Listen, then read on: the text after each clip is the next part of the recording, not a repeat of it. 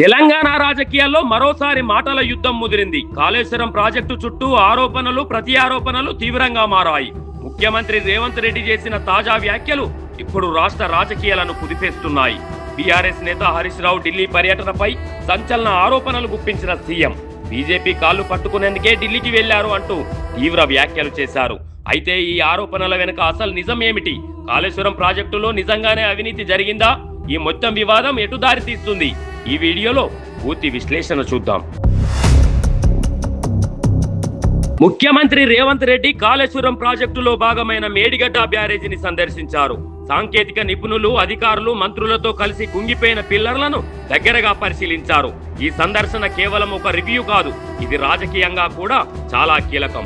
మేడిగడ్డ బ్యారేజీ కుంగిపోవడం ఇప్పటికే పెద్ద వివాదంగా మారిన విషయం. ఈ నేపథ్యంలో అక్కడే మీడియాతో మాట్లాడిన సీఎం బీఆర్ఎస్ పై తీవ్ర విమర్శలు గుప్పించారు. కాళేశ్వరం ప్రాజెక్టు నిర్మాణంలో జరిగిన లోపాలు, అవినీతి ఇవన్నీ బయటపడతాయని ఆయన స్పష్టం చేశారు. ఆనాడు జరిగిన పనులను అన్నిటిని చూసి ఇది అద్భుతమైన కట్టడం అనే ఒక భ్రమలు కల్పించే ప్రయత్నం చేసి 2018-19 ఎన్నికల సందర్భంగా రాజకీయ ప్రయోజనం పొందింది. ఆ తర్వాత 2020లోనే ఈ మేడిగడ్డ బ్యారేజ్లో లీక్లు ఉన్నాయి, లేకపోతే నిర్మాణ లోపం ఉందని ఆనాటి ఇంజనీర్లు లేఖలు రాయడం జరిగింది. ఎలాంటి సంస్థకు పట్టించుకోలే, నిర్వహించలేదు. చివరికి 2023 అక్టోబర్ నవంబర్లో పూర్తిగా కుప్పగూలిపోయింది మేడిగడ్డ. ఆ తెల్లారే వెళ్ళి ఇక్కడ ఇంజనీర్ పోలీస్ స్టేషన్లో కంప్లైంట్ కూడా చేయడం జరిగింది.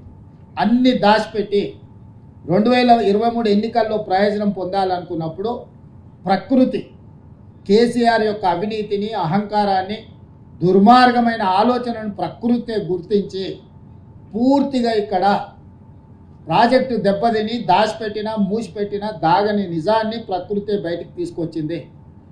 ఆ రోజు నాతో పాటు శ్రీధర్ బాబు గారు, ఇతర మిత్రులు, రాహుల్ గాంధీ గారు ఇక్కడికి పర్యటనకు వచ్చి ఇక్కడ జరిగిన అంశాలను ప్రపంచానికి చెప్పడం జరిగింది. ఇప్పుడు రాజకీయంగా ఎక్కువ చర్చనీయాంశంగా మారిన అంశం హరీష్ రావు ఢిల్లీ పర్యటన. ఈ పర్యటనపై సీఎం రేవంత్ రెడ్డి చేసిన వ్యాఖ్యలు నిజంగా సంచలనమే. కాళేశ్వరం అవినీతి నుంచి బయటపడేందుకు ఢిల్లీకి వెళ్లారు అని ఆయన ఆరోపించారు. హైకోర్టు తీర్పు సమీపిస్తున్న సమయంలో ఈ రహస్య పర్యటన ఎందుకు అని ప్రశ్నించారు. ఇంకా ముందుకు వెళ్లి ఆర్ఎస్ఎస్ పెద్దలను కలుసుకొని బీజేపీ హైకమాండ్ కాళ్లు పట్టుకుంటున్నారు అంటూ తీవ్ర వ్యాఖ్యలు చేశారు. ఈ వ్యాఖ్యలు తెలంగాణ రాజకీయాల్లో పెద్ద దుమారం రేపే అవకాశం ఉంది. ఒకవైపు బీఆర్ఎస్ బీజేపీ మధ్య సంబంధాలపై కొత్త చర్చ మొదలైంది. మరోవైపు ఈ ఆరోపణలకు హరీష్ రావు ఎలా స్పందిస్తారో అన్నది ఆసక్తికరంగా మారింది. ఇప్పుడు మా మీద ఎదురుదాడి. మేము ఈ మధ్యకాలంలో రాసిన లేఖ వల్ల కేంద్ర ప్రభుత్వంలో ఒక కదలికి వచ్చి, నేను కేంద్ర ప్రభుత్వానికి మిగతా దగ్గరలో కూడా ఒకవేళ మీరు తక్షణమే సిబిఐ విచారణకు ఆదేశం చేయకపోతే తొందరలోనే ఆందోళన కార్యక్రమాన్ని ప్రకటిస్తాం కాళేశ్వరం నుంచి అని చెప్పి వాళ్లకు సమాచారం పంపడం జరిగింది. దాంతో బెంబేలెత్తి ఈరోజు విచారణకు ఆదేశిస్తారేమని చెప్పి హడావిడిగా హరీష్ రావు గారు, వినోద్ రావు గారు ఢిల్లీకి పరిగెత్తి బీజేపీ నాయకుల కాళ్ళు పట్టుకోవడానికి ఈరోజు ఢిల్లీ పర్యటనకు పోయినరు.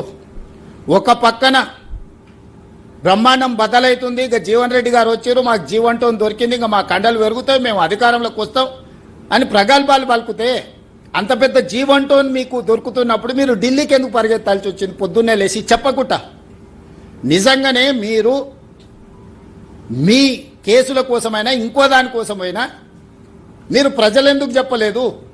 ఒక రాజ్యసభ సభ్యుడు, శాసనసభలో ఉపనాయకుడు, ఓ ఇంపార్టెంట్ లీడర్ ఢిల్లీ పర్యటన ఉంటే రహస్యంగా ఎందుకు పెట్టినరు? మీడియా కనిపెట్టి హరీష్ రావు గారు బీజేపీ వాళ్ళని కలవనికబోతున్నాడని మీడియా బయట పెట్టేట వరకు మీరు ఎలాంటి ప్రకటన చేయకుండా దాచిపెట్టినట్టే మీ ఉద్దేశం ఏంది? ఎంతకాలం బీజేపీని ప్రసన్నం చేసుకొని సిబిఐ విచారణ జరగకుండా మీరు ఆపుకుంటారు?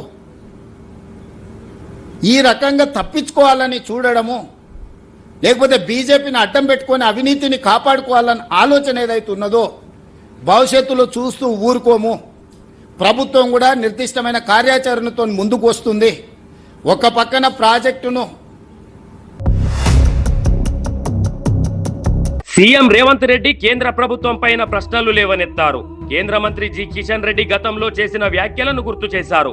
48 గంటల్లో కేసీఆర్ హరీష్ రావును అరెస్ట్ చేస్తామన్నమాట ఇప్పటి వరకు ఎందుకు అమలు కాలేదని ప్రశ్నించారు. తాము ఇప్పటికే 2 సార్లు సిబిఐకి లేఖలు రాసినా ఎందుకు స్పందించలేదని కేంద్రాన్ని నిలదీశారు. ఇది చూస్తే కాళేశ్వరం వివాదం కేవలం రాష్ట్ర రాజకీయాలకే పరిమితం కాకుండా కేంద్ర రాష్ట్ర రాజకీయాలుగా మారే సూచనలు కనిపిస్తున్నాయి. ఈ సందర్భంగా సీఎం రేవంత్ రెడ్డి కె చంద్రశేఖరరావు పై కూడా తీవ్ర విమర్శలు చేశారు. జగిత్యాలలో కేసీఆర్ సభ పెట్టడం ఒక రాజకీయ ప్లాన్ అని ఆరోపించారు. మా పర్యటన రోజునే సభ పెట్టడం అవినీతి బయటపడుతుందనే భయం వల్లే అని ఆయన అన్నారు. అంతేకాదు ప్రాజెక్టు డిజైన్ మార్చడం ద్వారా భారీ ఖర్చు పెంచారని ఆరోపించారు. మొదట రూపాయలు 35,000 కోట్లతో ఉన్న ప్రాజెక్టు తర్వాత 1,00,000 కోట్లకు ఎలా చేరిందో ప్రశ్నించారు. ప్రకృతే ఈ అవినీతిని బయటపెట్టింది, అందుకే మేడిగడ్డ కూలిపోయింది అన్న వ్యాఖ్య ఇప్పుడు వైరల్ అవుతుంది. ప్రాణహిత చేవెళ్ల ప్రాజెక్టు మీద 11,700 కోట్ల రూపాయలు ఖర్చు పెట్టిన తర్వాత చంద్రశేఖరరావు గారి మదిలో దీనివల్ల తనకి ఎలాంటి ప్రయోజనం లేదు, ఆర్థిక రాజకీయ ప్రయోజనం లేదు కాబట్టి ప్రాజెక్టుల రీడిజైనింగ్ పేరు మీద ఈ అంకానికి, ఈ అవినీతికి, ఈ ఆలోచనకు తెరలేపిండు. పేరు మార్చిండు, ఊరు మార్చిండు, అంచనాలను మార్చిండు. దాంతో గత ఆనవాళ్లను లేకుండా చేయడం ద్వారా ప్రాణహిత చెవెళ్ల పేరును కాళేశ్వరం ప్రాజెక్టుగా మార్చి తుమ్మిడిహెట్టి దగ్గర కట్టాల్సిన ప్రాజెక్టును మేడిగడ్డకు, అన్నారంకు, సుందిళ్లకు మార్చి 38,000 కోట్ల రూపాయలు ఉన్న అంచనాను 1,50,000 కోట్లకు దాదాపుగా పెంచడం జరిగింది. తద్వారా రాజకీయ ప్రయోజనం, ఆర్థిక ప్రయోజనం, తనకు తాను ప్రచారం కల్పించుకోవడానికి అవసరమైన అన్ని రకాల తప్పిదాలు చేయడం. దాంతో 2016లో మొదలుపెట్టిన మేడిగడ్డ ప్రాజెక్టు 2019లో పూర్తి చేసినామని ప్రారంభించడం జరిగింది. ఆ రోజు పెద్ద ఎత్తున ప్రపంచంలోనే ఒక అద్భుతం, ఈ అద్భుతమైన కట్టడాన్ని ప్రపంచంలో ఎవరు కట్టలేదు అని చెప్పి ప్రచారం కల్పించుకోవడమే కాకుండా ఆనాటి గవర్నర్ నరసింహన్ గారిని మభ్యపెట్టి అబద్ధాలను వారికి చెప్పి వారే ఇక్కడికి వచ్చి ఇది కాళేశ్వరం కాదు, హరీష్ రావు గారి పేరు హరీష్ రావు గారు కాదు కాళేశ్వరరావు అని ఒక గవర్నర్తోనే ఇక్కడ అబద్ధాలు చెప్పించారు. ఆనాడు జరిగిన పనులను అన్నిటిని చూసి ఇది అద్భుతమైన కట్టడం అనే ఒక భ్రమలు కల్పించే ప్రయత్నం చేసి 2018-19 ఎన్నికల సందర్భంగా రాజకీయ ప్రయోజనం పొందిండ్రు. ఆ తర్వాత 2020లోనే ఈ మేడిగడ్డ బ్యారేజ్లో లీక్లు ఉన్నాయి, లేకపోతే నిర్మాణ లోపం ఉందని ఆనాటి ఇంజనీర్లు లేఖలు రాయడం జరిగింది. ఎలాంటి సంస్థకు పట్టించుకోలే, నిర్వహించలేదు. చివరికి 2023 అక్టోబర్, నవంబర్లో పూర్తిగా కుప్పగూలిపోయింది మేడిగడ్డ. ఆ తెల్లారే వెళ్ళి ఇక్కడ ఇంజనీర్ పోలీస్ స్టేషన్లో కంప్లైంట్ కూడా చేయడం జరిగింది.